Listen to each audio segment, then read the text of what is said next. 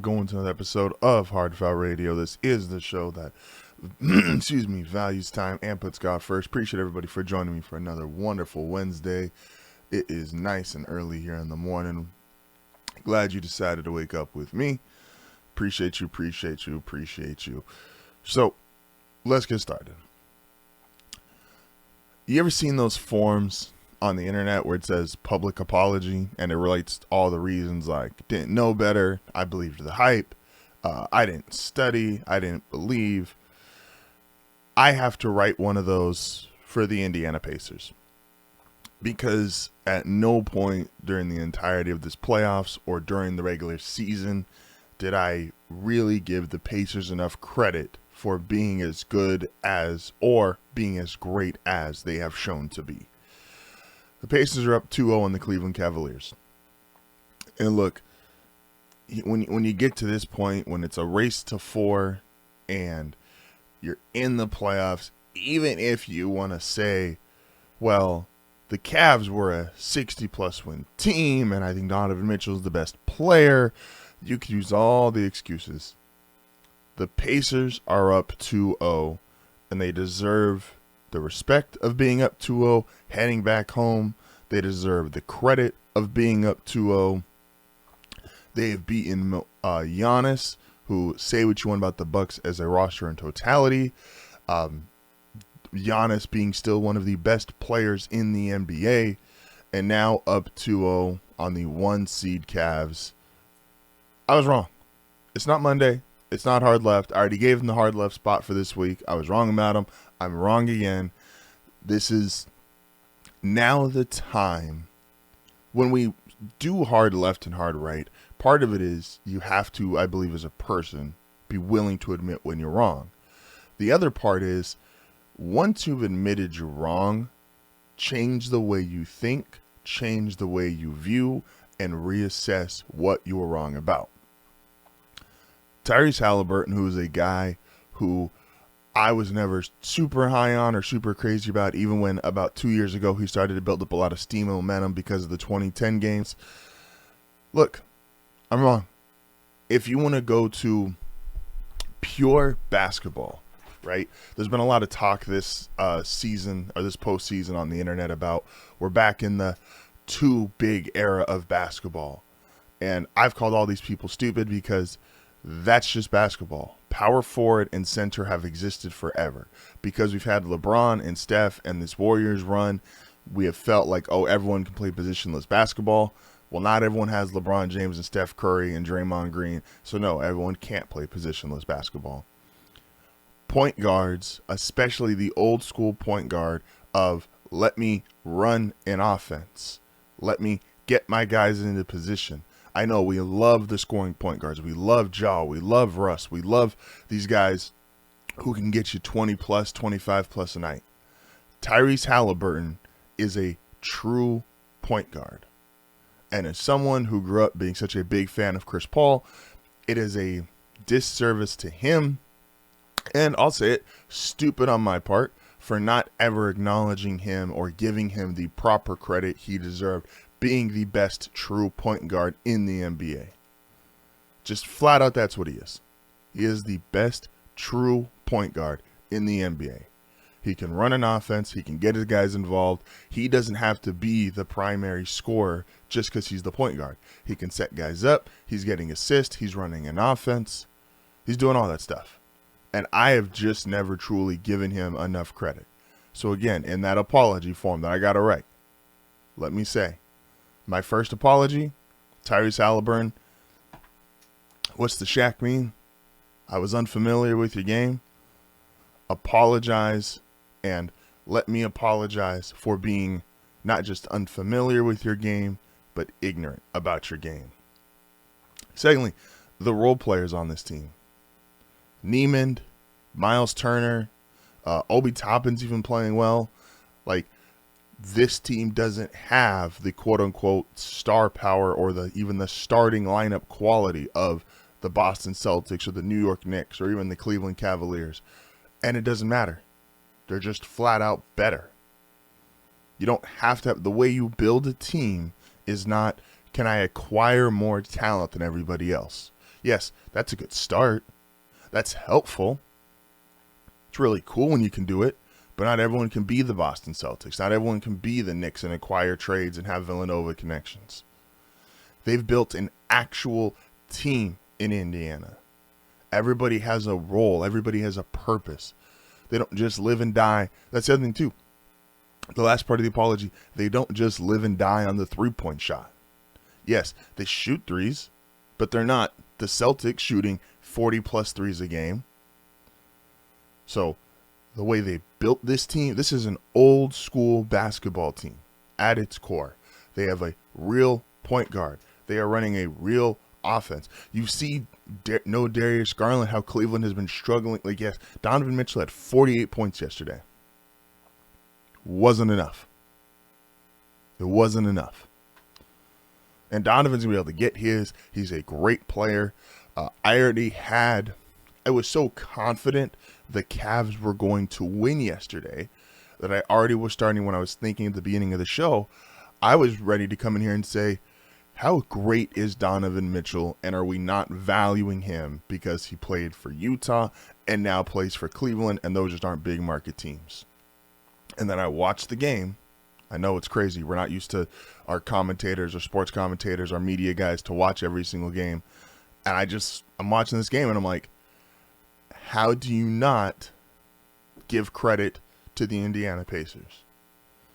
Tyrese Halliburton, the structure of the team, the role players, everyone has not just a position, but a role. It's not just role players in terms of we've generalized so much of the NBA.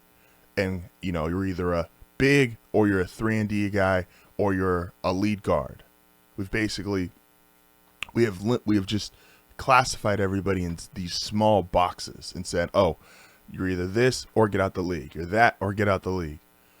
The Pacers have an identity.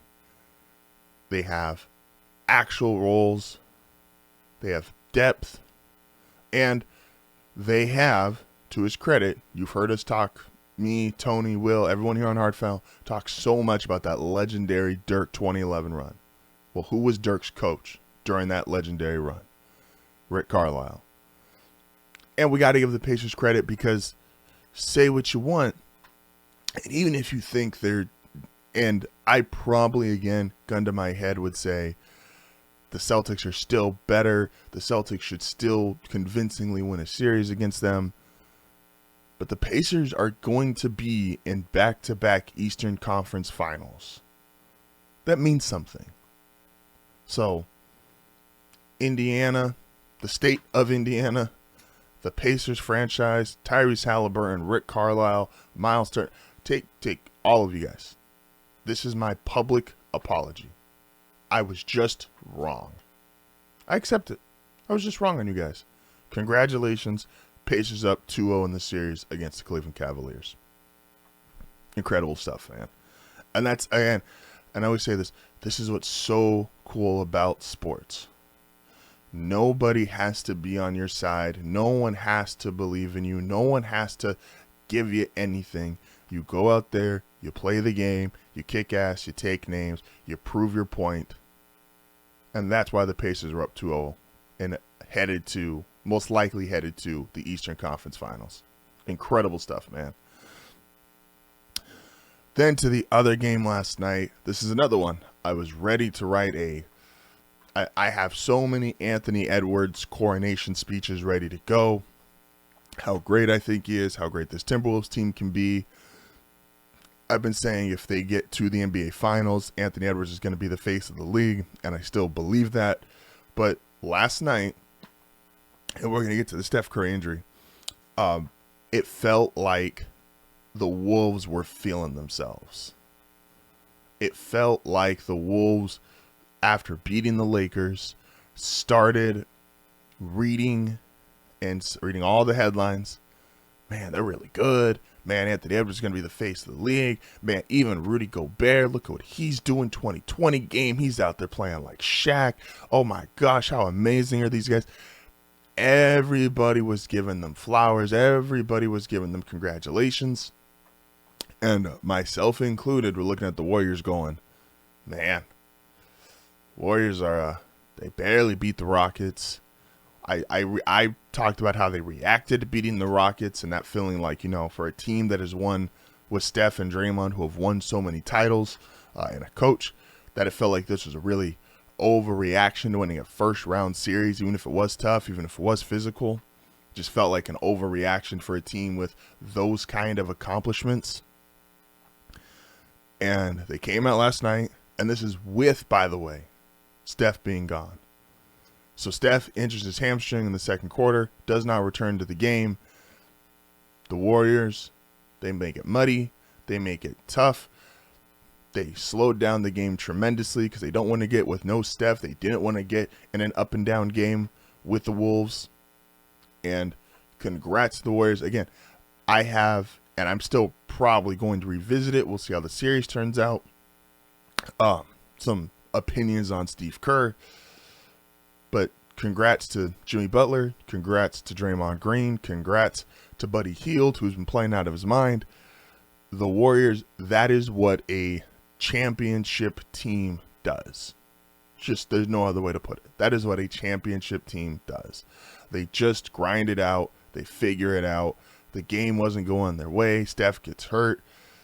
And they just, yes, it's low scoring because they have to change the pace and style of play because they can't go up and down with them. Congrats to the Warriors. But I feel like the Wolves lost that. Again, they're reading, they're hearing. Everybody's giving them love. Everybody's congratulating them. Everyone's giving them praise. Oh my gosh, you just knocked out the Lakers. Oh my gosh, you just did this. And it showed not just in a rust because they had the 5 days off. It just felt like they walked out there and expected to be the better team. They just expected the Warriors after that series against Houston that they were going to be low energy, that it was going to be tough on them because they had just played this extremely tough physical series, and then Steph goes out and it's like, oh, we can't lose this. We got this. We are going to run through them. And it just never happened. Anthony Edwards didn't make a jump shot until the fourth quarter. Like, that can't happen. Gobert, not nearly as impactful, especially when the Warriors muddied down the game and they kept it in the paint and they didn't want to be high speed. That's the kind of environment Gobert, the 4-time defensive player of the year, you were supposed to thrive in.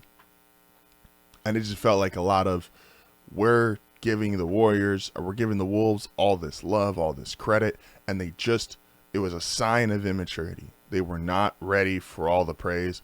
I still think they will win this series, especially if Steph's not able to come back, because hamstrings are a serious thing. So if